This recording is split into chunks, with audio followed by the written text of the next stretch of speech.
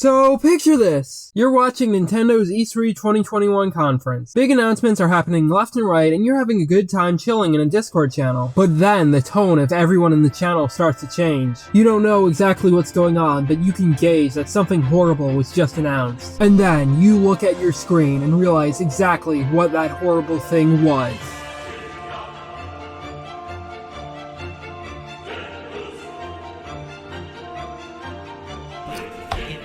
Danganronpa sucks balls. I was a fan of Danganronpa back then, and that announcement was the highlight of the Direct for me, not necessarily because I was actually going to play the Switch ports or the new spin-off game, but because of how funny the over-the-top comedic hate for the series and its fanbase is to me. And that's a basic summary of what I'm going to talk about today. The games themselves, their fanbase, and the meme of hating on those two things. However, pay close attention to the wording in that last paragraph. I was a fan of Danganronpa, with was as in past tense. I can personally say that the hate for Danganronpa is very much deserved, but not for the reasons you'd expect. Well, you're probably expecting me to give a big melodramatic speech about how the fandom literally threw a sack of puppies off a cliff. That's not the reason I've grown to dislike the Danganronpa series. You see, there is a rabbit hole of countless disgusting and morally depraved things within the actual Danganronpa franchise. I don't mean this in the sense of, oh, it's a game with dark topics. I mean this in the sense that some of the things associated with the series are so abhorrent from an ethical standpoint that I genuinely refuse to financially support the franchise anymore. But before we get into the gory details, I should start by giving a little bit of background.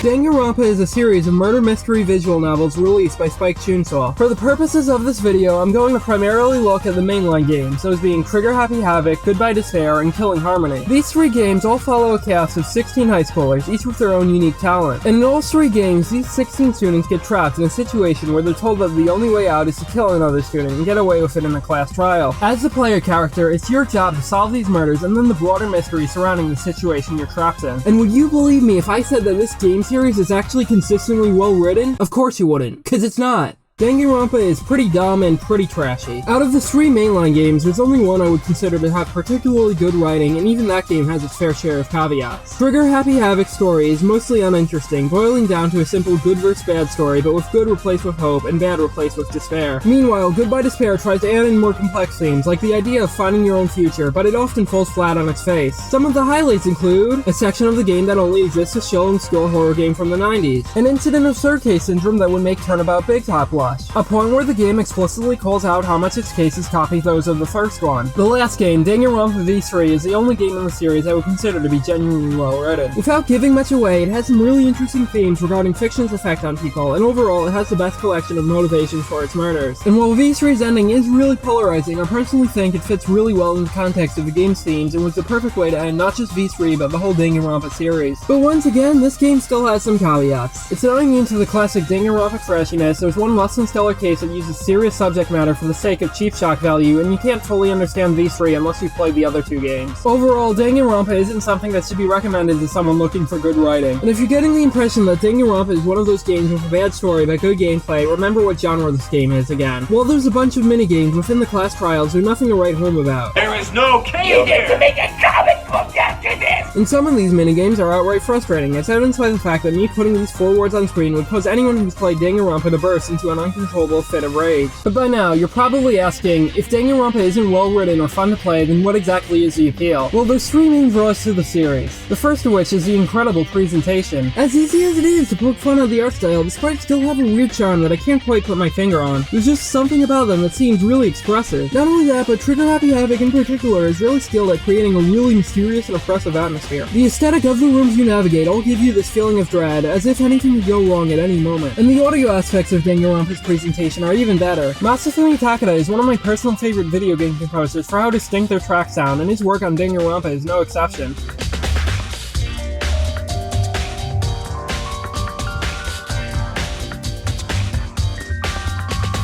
In addition, the series' English voice cast deserves special mention for some amazing performances. Some of my favorites include Marie Harrington as Celeste, Bryce Papenbrook as Komeda, Grant George as Shuichi, and Jason Wishnoff as Togami. Also, random tangent, but something I love about Wishnoff's performance is how he regularly reprises his role for fan content. One time, Wishnoff even gave out free messages in Togami's voice to anyone who could prove they voted in that year's election, and there's some real gems to come out of that. Look for the Gummy Bear album in stores on November 13th with lots of music, videos, and extras. And this talk of voice acting leads us to the second factor to Danganronpa's appeal, its cast of characters, which all have something that stands out about them. You've got characters who are just all around entertaining to watch, even if they aren't particularly deep. Then you've got legitimately well-written characters like Sakura Ogami, Fuyuhiko Kuzuryu, or Kaito Momoda, who all add to the themes of their respective games. Next are the characters like Gonta, Aoi, or Kiyotaka, who are just really likable in general. And finally, you have the most important category of character, which I would like to call really fucking annoying. Wait, what? Danganronpa's cast is undeniably a mixed bag. Every fan of the series has at least one character per game that they just can't stand, but I'd argue that the less than stellar members of the cast add to the series in their own weird way. Remember that Danganronpa is a killing game, which means that if you don't like a character, there's a good chance they could die. So there's some kind of twisted appeal to eagerly anticipating a character's death and celebrating when they actually do croak. I come before you today, humbled and humiliated, to ask you for one thing.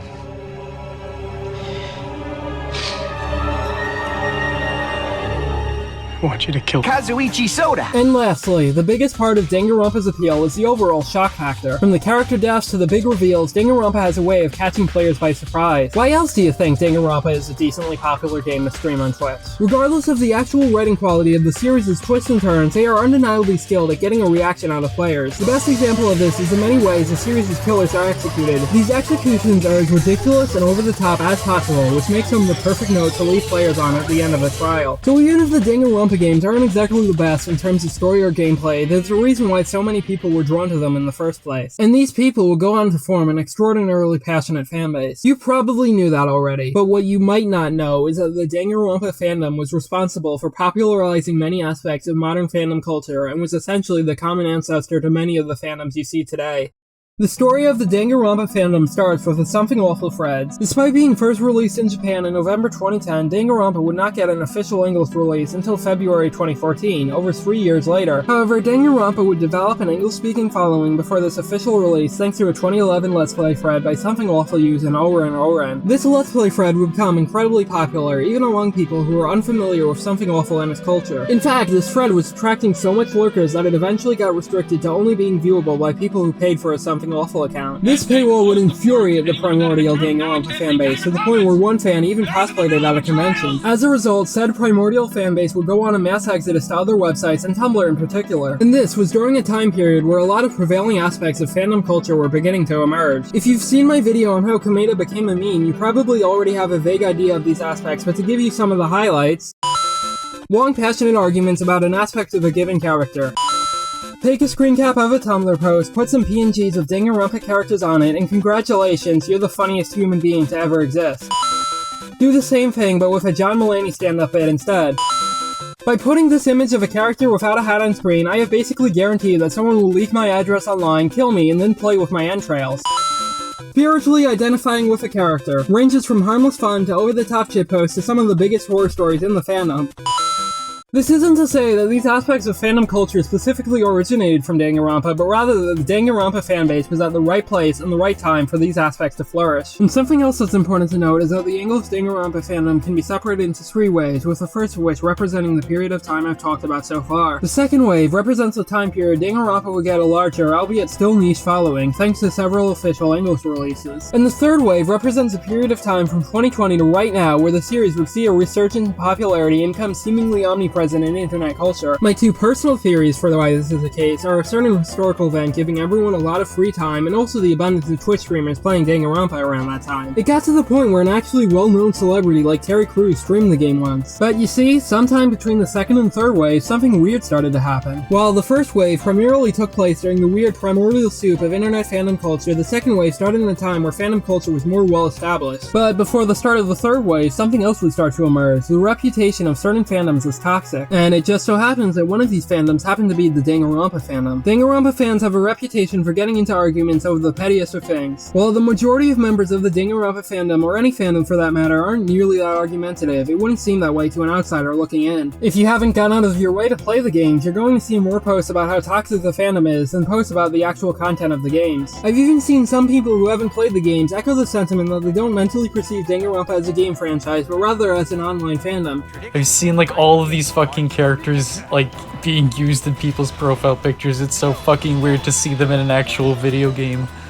But while fandoms with a toxic reputation are a dime a dozen, there was just something special about the Danganronpa fandom. Something about it just seemed to generate a bunch of urban legends, like the time a Komeda Kenny did something really bad to their finger, or the time a Junko Kenny tried to organize an IRL killing game on Instagram. Both of these were proven to be false, by the way. So people stopped seeing the Danganronpa fandom as a toxic fandom, they saw it as the toxic fandom. And the dislike for the Danganronpa fandom among casual observers would eventually extend to the series itself. Sometime around when the Danganronpa fandom's third wave started, it became a meme to talk trash about the series and its fandom in the most over-the-top and hyperbolic ways possible. I overheard you talking about Danganronpa. You actually like that show? It's trash.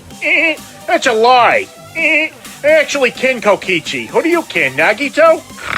Plenty of reaction images have been created for anti-Danganronpa purposes, like this one that politely informs people of the consequences of talking about Danganronpa, or this one that politely expresses apprehension with the idea of discussing the franchise. But if you need to take things one step beyond, you always have the old reliable Tanalore. Search of the phrase Danganronpa fans in Danganronpa's gift search, and voila, you have ammunition to use against those pesky vermin. Moving on, there was also one incident where Danganronpa was so unpopular that it lost a poll to a game that didn't even exist. And finally, who could forget the iconic scene from Breaking Bad where Jesse becomes a Danganronpa fan and Walt tells him the game sucks. However, what you might not expect is that many Danganronpa fans are in on his joke. Take this image for instance. Without going in depth into spoilers, the specific character in this image was featured for a reason, which leads me to believe that this image was created by a Danganronpa fan. In my experience with a good chunk of Danganronpa fans, they know full well about the series' reputation and have embraced it in one of two ways. The first of these two branching paths is a self-hating Danganronpa fan. These fans have recognized the cardinal sin they have committed by playing Danganronpa and attempt to atone for said sin by constantly talking shit about Danganronpa fans, and themselves. To put this into perspective, there was once a time where the Danganronpa subreddit held a contest to see who could create the best roast of the fanbase, but due to the abundance of self-hating fans, said contest got so ugly and so vitriolic that it had to be ended prematurely. The other route Danganronpa fans could take is becoming an over-the-top shitposter. These fans see the sheer disgust and hatred directed towards them and decide to harness it in a similar manner to a heel wrestler. If you've seen my Komeda video, you know full well that this fanbase is creating some of the most incomprehensible shitposts imaginable, and the series' first reputation is a big driving factor towards that. My personal favorite of these shitposts is this one, where someone commissioned a Danganronpa fan artist to draw Peter Griffin in the Danganronpa art style, and then a Monokuma variant, and then a Sans variant. And I would have loved to end the video on the note of, it became a meme to shit on Danganronpa in an over-the-top and hyperbolic manner, so Danganronpa fans retaliated by acting in an even more over-the-top and hyperbolic manner. Unfortunately, I can't exactly do that.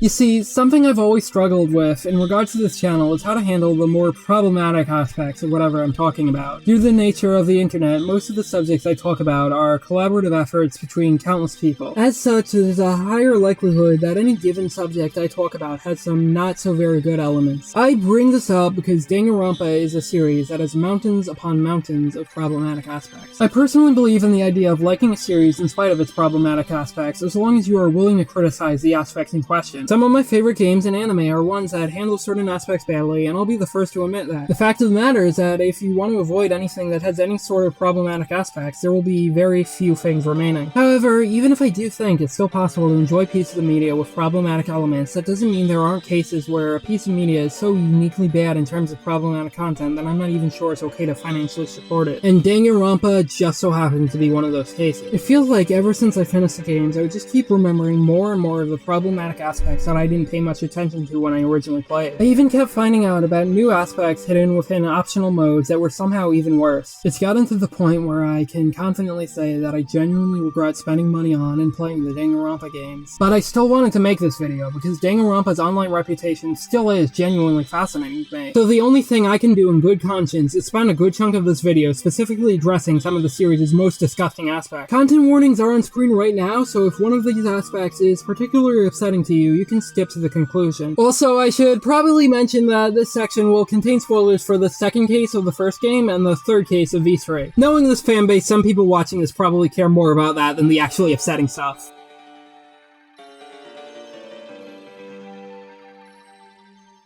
Let's start by getting the really obvious one out of the way, the way Chihiro was handled. Long story short, Chihiro is a character who originally presented himself as a female, revealed himself as a male to their friend, immediately got killed by said friend, and was then outed to the rest of the cast after the death. There's a lot of discourse over the correct way to address Chihiro and whether or not they fall into the camp of trans or gender non-conforming, but I'm not going to get into that. The stance I personally take is that regardless of whether Chihiro is trans or not, there are still transphobic implications regarding how their character was handled. Namely the way they were outed post-mortem and how the motive of their killer, who is portrayed as one of the most sympathetic ones in the series by the way, has some degree of resemblance to the very real and very disgusting trans panic legal defense. Before I move on to other aspects of the series, I want to say that I would highly recommend a video on the subject by Oliver's Antics. He talks about why Chihiro's character arc resonates with the trans community even if they weren't intended as a trans character, as well as mistakes in how the game handles said character arc. Most importantly, he goes significantly more in depth on the subject than I ever could by virtue of having the lived experience of being trans. But while Chihiro's arc is the thing you probably think of when you hear about Danganronpa being problematic, there's plenty of other things associated with the series that are just as bad, if not worse. One such thing is a really poor handling of darker-skinned characters. Well, pretty much any of the series' darker-skinned characters have some questionable aspects. There's two especially bad ones.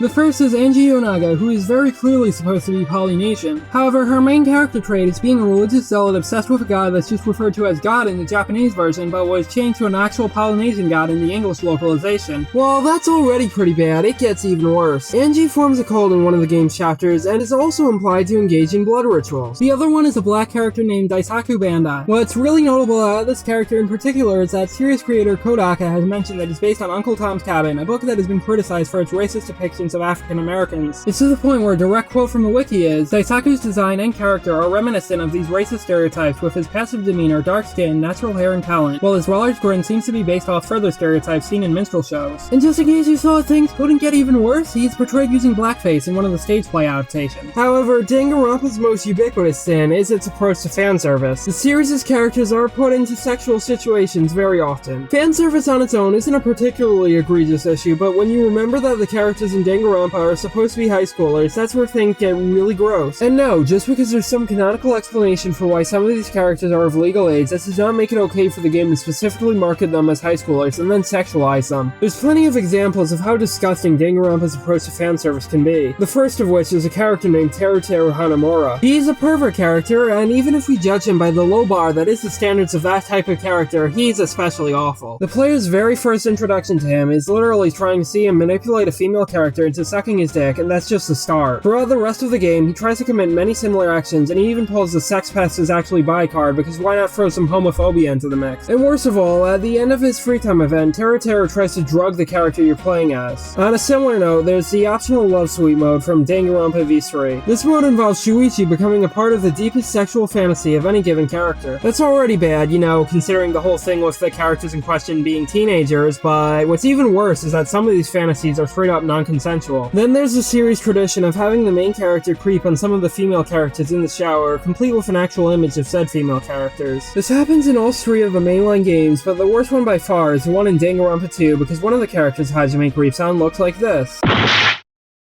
And finally, there's Ultra Despair Girls. I thankfully haven't played it, but it's built up a fair bit of a reputation for somehow outdoing the main series in terms of creep factor. Considering everything I've talked about up until this point, that should be enough to sell how bad it is. So instead of going in depth, I'll just leave you with this single clip.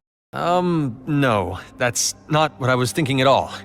Especially not with you. I like him younger. As young as possible. Based on all of those problematic aspects, it should come as no surprise that I refuse to give any more financial support to the Danganronpa series in any way, shape, or form. Danganronpa goes beyond just being a series with problematic elements and ends up being a series that is so uniquely bad in so many aspects that I can say without hyperbole that I regret playing the series. Even ignoring the problematic content, looking back on the first two games in particular has caused me to notice a lot more issues with both the gameplay and the writing. And when the problematic content in question comes into play, I'm left feeling disgusted at the people who who were responsible for said content making it into the game. So with all things considered, I now know what I have to do to atone for my sins from my days as a Danganronpa fan. I am going to do something that no YouTuber talking about a video game has ever done. Destroying the box of the video game that I just talked about and totally have a real physical copy of.